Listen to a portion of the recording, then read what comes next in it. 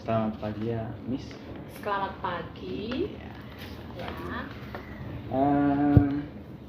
Ini pertanyaannya ini ya, Miss ya, seperti yang tertera di sini tadi ya. Oh benar. Tertera ini pertanyaan bersifat semi structure ya itu. Untuk penelitian tentang kurikulum Merdeka di ICP Antonius Jakarta. Nah, pertanyaannya ada tiga sisi pertanyaannya ada. Siap. Yang pertama ini kita mulai aja ya, Miss ya. Pertanyaan umum ini untuk pertanyaan umum yang terdiri dari 3 nomor ini. Ya. Itu apakah Miss Siska familiar dengan kurikulum Merdeka yang udah usianya baru berapa? Baru 2 tahun. Hampir mau 3 tahun. Hampir mau 3 tahun. Kalau familiar sih mengenal sudah. Tapi kalau masalah familiar ini berarti kan benar-benar sudah tahu ya. Iya, sudah. Itu saya bilang sih belum lah ya. Artinya kita masih menjajal juga. Ya, karena di sekolah ini pun menggunakan kurikulum Merdeka itu baru tahun ini. 2024 ya, maksudnya. Baru tahun ini dan kelas 7 sekarang lah baru menggunakan benar-benar kurikulum Merdeka itu. Iya. Jadi kelas 8 kita sama kelas 9 pun masih kurikulum K13. Jadi benar-benar kita itukan kurikulum Merdeka itu baru tahun ini. Jadi familiarnya itu ya sudah tahu dan harus tahu, tapi masih tetap menjajal. Gitu loh. Familiarnya nggak terlalu familiar, tapi harus kita jajal karena kita sebagai pendidik. Oke. Itu pertanyaan nomor satunya. Pertanyaan nomor 2-nya ini bagaimana pendapat Miss Siska tentang kurikulum Merdeka secara umum? Ya, secara general artinya. Kalau kurikulum ya, artinya kan kurikulum ini kan mengatur kita bagaimana di sekolah ya. Iya. Kalau menurut saya sih semua kurikulum itu nggak ada yang salah, nggak ada yang nggak bagus, bagus semua. Cuma kalau kurikulum Merdeka sekarang dari segi penerapan ke anak-anak itu ya bagus, artinya monitornya kan senternya di anak-anak. Iya. Jadi kita student center toh. Tapi untuk anak-anak ini kan ada beberapa yang nggak bisa kita bikin student center. Anak-anak kita kan nggak anak-anak yang memang IQ semua yang bagus ya, tapi ada juga yang berkebutuhan khusus bahkan ada. Jadi kita arahkan ke student center, tapi ada tetap anak itu memang harus teacher center. Tapi secara umum sih kurikulum Merdeka itu bagus sih ya, karena memang mengarahkan anak untuk aktif gitu ya, supaya mereka sendiri yang mencari. Makanya aplikasi-aplikasi itu sungguh-sungguh bermanfaat buat mereka untuk mencari informasi sendiri sih. Itu menurut saya secara umum bagus kurikulum Merdeka itu. Tapi ya itu dia, bagi anak-anak itu kan memberatkan mereka. Karena kan semuanya mereka yang mengerjakan. Idenya bagus. Nah, idenya bagus. Bagi guru bagus dalam segi pelaksanaan. Tapi dari segi administratifnya pun guru pusing juga loh. Iya. Pusing. Banyak permintaannya ini itu. Iya. Oke. Jadi itu tadi bagus ya secara general. Bagus secara general ya. Gagasan dari bagus lah. Kurikulum yang yang Merdeka sekarang. Ditentukan oleh Pak Nadiem. Sekarang kita akan lompat ke nomor 3 ya, Miss. Menurut Miss Siska apa saja kelebihan dan kekurangan gitu dari kelebihan kurikulum Merdeka? Kelebihannya sih menurut saya ya mungkin dalam kelas guru itu nggak banyak ngomong ya, artinya cukup kasih media anak yang mengembangkan tuh. Terus kurikulum Merdeka itu juga kan ada mixing mata pelajaran dia, misalkan bisa di-combine gitu loh. Contohnya nih kayak saya dengan pelajaran prakarya bisa saya combine dengan dia. Misalkan prakarya itu kan membuat olahan ikan misal. Nah, dia pasti membutuhkan yang namanya langkah-langkah, bahan-bahan dan cara membuat kan.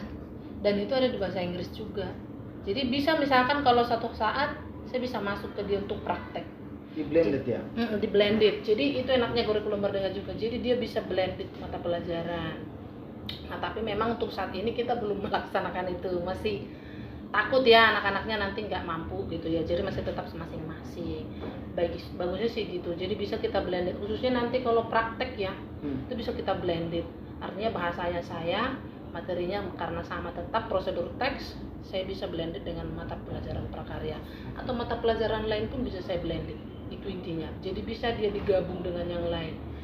Nah, yang kedua keuntungannya itu sih kita bebas menggunakan media. Banyak media kayak misalkan AI itu ya, ChatGPT-an itu ya, Canva itu bagian-bagian dari dia juga. Kita bisa bebas menggunakan itu. Jadi kita hanya memberikan misalkan nih kayak tadi saya di kelas, coba cari salah satu iklan. Jadi mereka bebas mencari sumbernya manapun terserah. Itu kayak aja. Saya hanya memerintahkan saja. Selebihnya mereka yang mengolah. Dari olahan itu nanti kita belajar bersama. Jadi kan mereka sudah dapat nih. Contohnya, ini contoh dari saya, ini contoh dari saya. Nah, nanti dari situ jugalah kita belajar. Oh, iklan ternyata isinya ini. Umumnya isinya iklan adalah ini. Jadi mereka secara tidak langsung belajar tentang iklan dari apa yang mereka cari sendiri. Karena kan terkadang kita melihat tapi tidak memperhatikan gitu loh.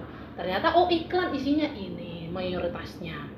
Kalau misalkan saya terangkan kan jadinya mubazir ya. Jadi mending cari sendiri, nanti saya koreksi dan dipelajari langsung bersama. Saya ambil contoh satu anak atau dua anak, nanti saya tampilkan, inilah mayoritas isi iklan. Dan itulah, itu keuntungannya. Jadi kita bebas menggunakan media, apalagi untuk sekarang-sekarang ini. Nah, kalau saya bilang yang namanya kelemahan sih, kelemahannya itu sih kalau menurut saya ya, kurikulum Merdeka itu untuk gurunya itu terlalu banyak administratifnya gitu ya. Kita harus bikin ini modul segala macam, tapi yang ujung-ujungnya sama aja dengan K13 menurut saya ya. Itu ujung-ujungnya sama aja dengan K13 menurut saya.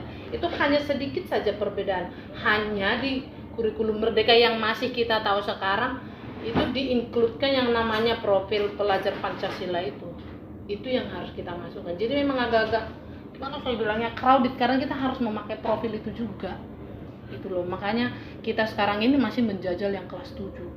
Makanya kita belum terlalu tahu banget, tapi kita harus tahu, dan kita sudah tahu tapi harus tahu banyak lagi. Kelemahannya lebih crowded menurut saya dari proses gurunya. Complicated untuk gurunya.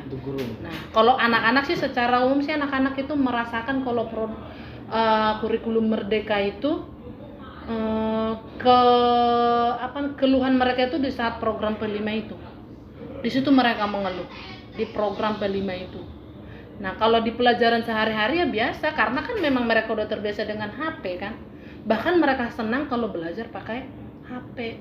Karena memang benar-benar HP ini kita gunakan betul untuk menjadi media mereka belajar. Itu yang namanya Merdeka Belajar. Jadi merdeka mereka mau buat ini segala macam, karena di bukunya pun kan saya itu pakai buku Erlangga. Itu memang setiap akhir bab itu dibikin sedikit project kecil. Misalkan kayak saya ambillah salah satu topik interesting places. Nah, jadi interesting places ini nanti projectnya bisa mengarah kepada membuat satu iklan tentang tempat menarik. Nah, ujung-ujungnya kan HP toh.